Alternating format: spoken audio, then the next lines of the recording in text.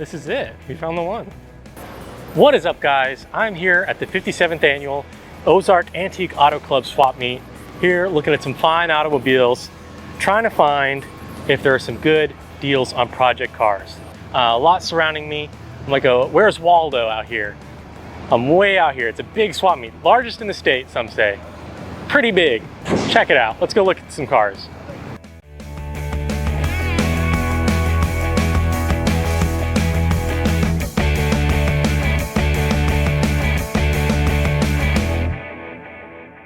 With hopeful and naive hearts, my brother and I entered the swap meet.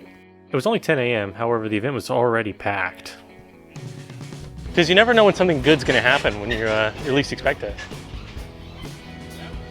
Look at this! Look how much it costs. We were immediately greeted by the epitome of boomer culture. A stripped out 57 Chevy being sold for $18,000. You should buy this one, dude. It actually has floors. Yeah, let's just go to the car corral and we'll move from there. And you think, oh, this isn't that bad, this isn't that big. There's a whole field over here on this other side that's covered too. We have to climb up and down. So this is only like, you know, a quarter of the stuff, really. After getting a lay of the land, we decided to get some giant pork tenderloin sandwiches to really get into the spirit of the swap meet. Okay, sweet. Dude, you ever had a giant pork tenderloin sandwich? It's life-changing, completely. Let's get the crunching.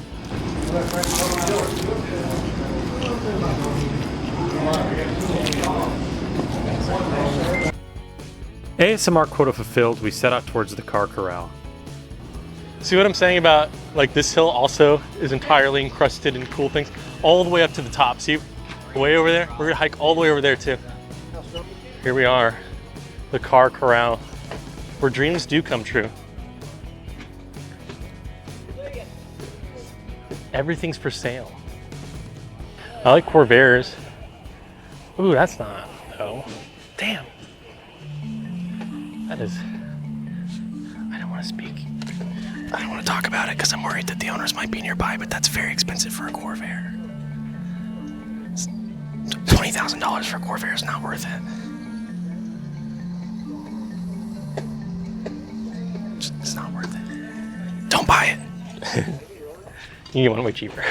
The Caddy's nice though. Yeah. These cars are too nice. We need to go find some credit cars to buy.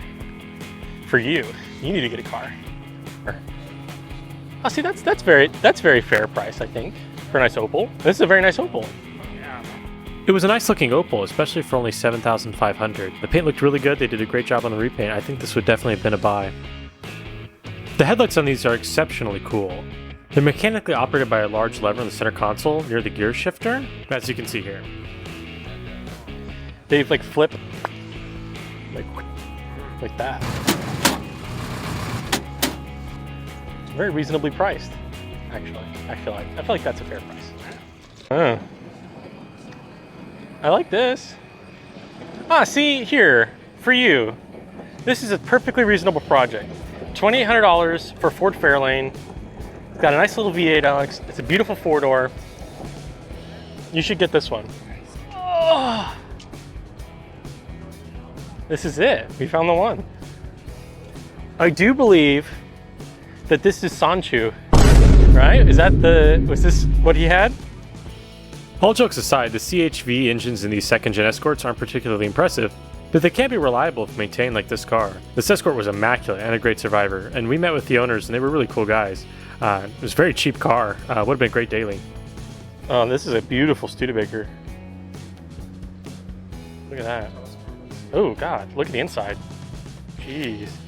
All right, something going on in there. What in the world?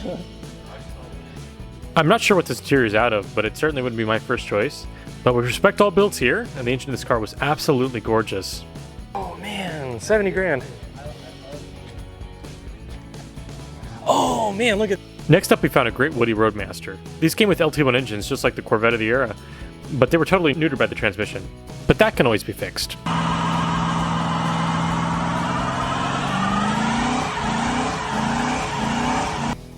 Oh, dude, it's got the backwards bench seat.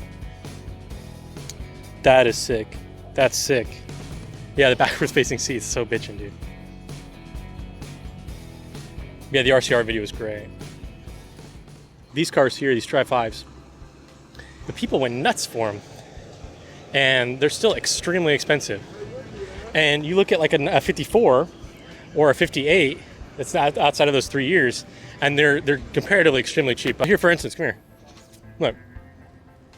This one, 58, it's like 10 grand and drive anywhere. It gets ready to go. The paint's amazing, no rust in the quarters and stuff like that.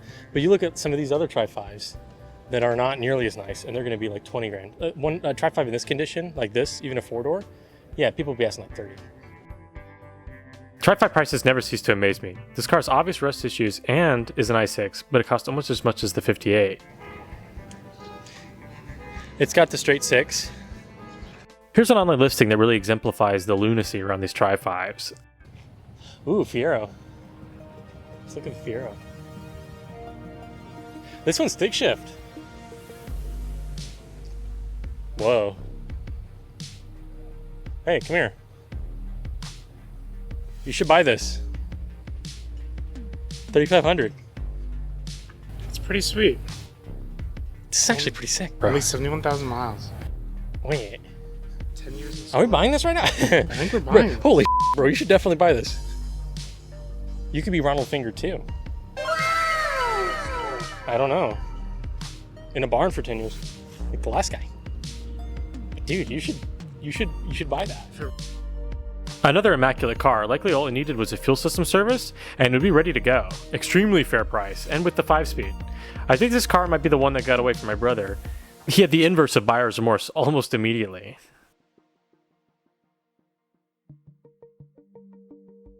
See, this is pretty sick. The last car we looked at was a 54 Buick. All factory. This is super nice. Runs great. Gosh, look at that interior. Now, like I said, if I wasn't able to find the project car and I was buying here, this would probably be the one I would get. Because I feel like you could talk them down a little bit off the 8.5 G. And even for 8.5, this is pretty nice. Obviously, it's not, you know, kind of the year I'd want, but it looks good. The car looked very sharp inside and out, and was advertised as a running and driving car. It sold almost immediately after we were done looking at it.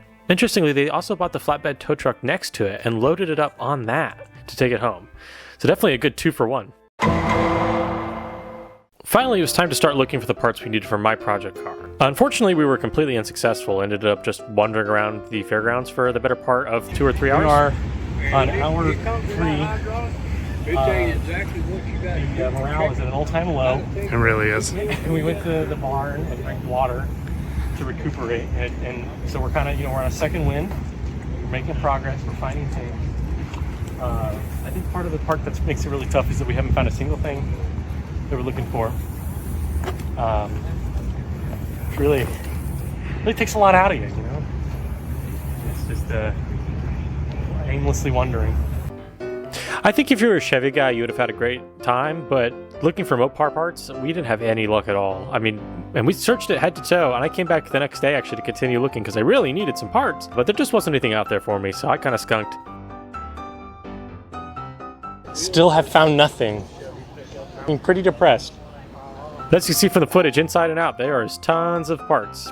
All sorts of neat stuff. So, we definitely came across some engines that were complete, things like that. This was about the only Mopar stuff we could find, was this one little table with some intakes, not for my car. We also found some cool Solex mopeds, but that was about it. Well guys, unfortunately all I was able to find at the swap meet was this t-shirt. They didn't have a single part.